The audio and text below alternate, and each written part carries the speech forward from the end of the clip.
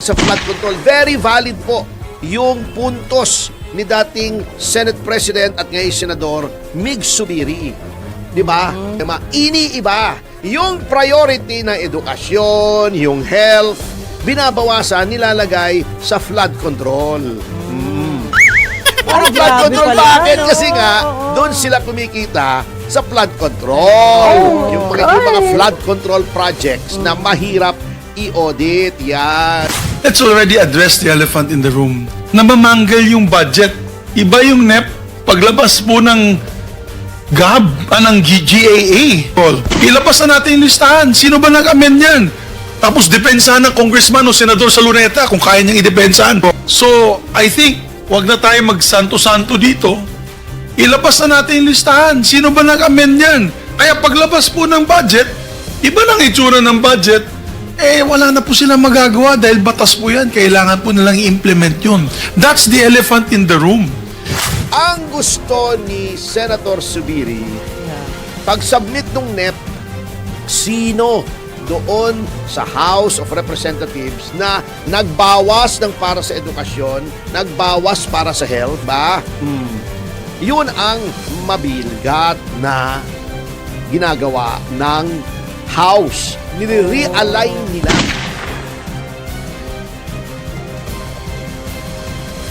Anyway, nanood ka ba, Ma'am Jubes? Ay, grabe ang inyong press con. Hindi lang yung press con kasi Ay, yung yun naman away? hindi yung kahapon. Yes, yung hearing. Yung hearing Yes, na oo naman. tungkol sa kwan. Alam mo, in fairness, maganda yung pamamalakad ni Senator Dante Marcoleta. Okay. Oo, kontrolado niya. Hindi pa ulit-ulit yung mga question. Mabilis mabilis. Tsaka hindi siya naghihintay ng sasabihin sa kanya. Yes, oo. Medyo firm siya, pagkatingin niya binobola siya, pero ginagalang ang karapatan ng lahat ng tao. Correct. Yan. At syempre, ang higit sa lahat, in-announce niya, di ba? Antimano sa kanyang opening statement. Gagalangin ang lahat ng rights, including the right against self-incrimination, the right to counsel. Ayun. Yan. At maganda yung mga tanong. At ang maganda dyan, pinagpaliwanag yung DPWH. Di ba yan ang sinasabi ko palagi? Hindi pwedeng kontraktor lang. Nandiyan ang DPWH kasi kung ikaw ay contractor, hindi ka naman pwedeng basta pumasok di ba? Nang walang final say. Oo, nang walang final say. Ibig sabihin, ng DPWH. Yeah. Alam ka naman, bigla kang, ako gagawa ng kalye, gawin natin.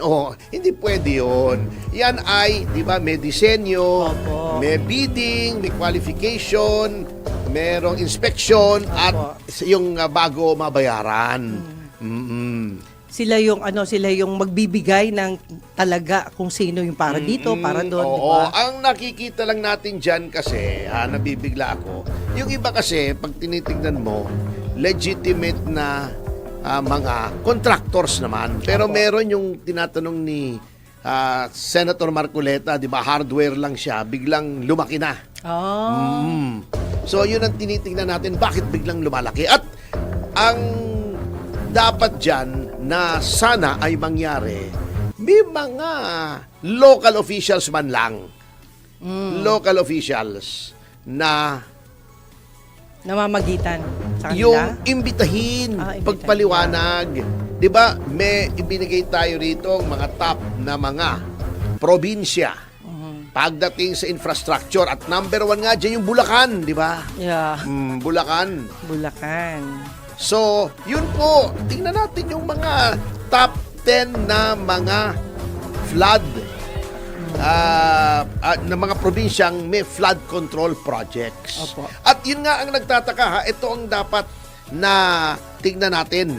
Pagdating sa flood control, very valid po yung puntos ni dating Senate President at ngayon Senador Mig Zubiri. Di ba? Yung NEP, di ba, kaya nga in-explain ni Secretary Bonoan ng DPWH. Opo.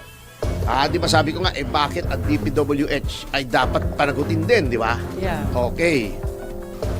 Kasi nga, pinapaliwanag ni Secretary Bonoan, di ba? It all starts, di ba, pinaliwanag na natin yan. Yes. Ang GAA naman, baka akala nila, nanggagaling spontaneously from the House. Kasi, sinabi natin, the House holds the power of the purse. Pero, parang ano yan eh, parang misis mo at saka, yung parang mag-asawa. Yes. Sasabihin nung misis mo, eto ang budget natin ha, eto ang gagastusin natin sa kuryente, sa tubig, sa pagkain, sweldo nung maid, di ba? Yes. Opo. Pampabeauty ko, yan, di ba? Baon ng mga bata, etc. Yang misis, yan yung Pangulo. Opo. At magsusumiti siya sa Kongreso, sa House, Ayun. ng National Expenditure Program. Opo. Ito ang priority ko, edukasyon. Ito ang parang wish list yan eh. Parang, honey, ang pangmatrikula natin ay ganito ang budget. Ang ating pang-kuryente ay ito ang budget. Okay. Yan. Panggawa noong bubong para hindi tumulo, yun ang flood control, ito Ang budget. ganda lang. Yan. Okay. Pupunta yan sa lower house. Yan. Ang lower house titingnan. Ang problema, sabi ni Senator Migs, pagdating sa lower house, sasabihin ng mga miyembro, bay, teka muna. Bakit ang laki ng matrikula? Liitin natin yung matrikula. Oo. Lagay natin lahat sa pangpapagawa ng bubong, yung flood control. Bubong lang. Iyon.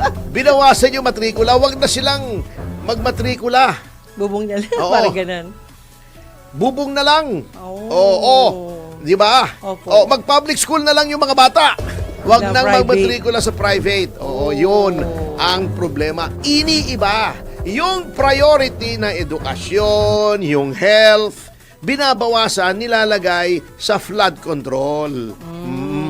Yan. Yung mga flagship projects ng Opo. Pangulo, let's say, yung subway, yung PhilHealth, Opo. di ba dapat yun, automatic may appropriation from sin taxes. Tinatanggal nila. Opo. Saan nila nilalagay? Sa flood control. Hello. Eto, yung sa military, pambili ng mga tangke, mga barko. Huwag na tayong bumili ng bagong barko. Lagay na lang natin sa flood control. Puro Ay, flood grabe control. pala, Bakit? no? Kasi nga, Oo. doon sila kumikita sa flood control. Yung mga flood control projects na mahirap i-audit. Yan. Ang gusto ni Senator Zubiri, Ayan. pag-submit nung NEP, sino doon sa House of Representatives na nagbawas ng para sa edukasyon, nagbawas para sa health, nagbawas para sa defense, at may alitan nga tayo with China, binubuli tayo. Di ba? Yun ang mabilgat na ginagawa ng House. Nire-realign nila. Plus, nirereklamo ni Congressman Ungab. Dapat daw yun, halimbawa, sinabi ng presidente, eto, ganito ang budget. Opo. Pwede mong bawasan yon, pero wag na wag mong dadagdagan. Ayun. Oo, kasi dapat ka nga inaayos mo na balanse yung budget, hindi yung overspending ka. Hindi yung magsasubmit ang Malacanang ng X amount, ang iyong i-increase ay X Oh. times Oo. 200, 300% yung Oh my isang God. item. Yun ang sinasabi ni Congressman Ungab. Tinatanggal sa iba, nilalagay sa iba. Merong automatic appropriation yon. Meron daw 14 na batas na may automatic appropriation para sa mga iba't ibang mga priority projects. At isa nga dyan, yung PhilHealth na Opo. kinukuha dun sa mga taxes on liquor, cigarettes. Bakit pinapakialaman daw yon? Bakit ginawang zero ang budget ng PhilHealth pagdating sa kinukuhang revenues from the sin taxes, so-called? Yun ang mabigat. So yun ang kinagagalit ni Senador Zubiri. Puro Naging- irregularities daw pagdating doon. Oo, tama. Malungkot yan. Maraming problema yan. Mhm.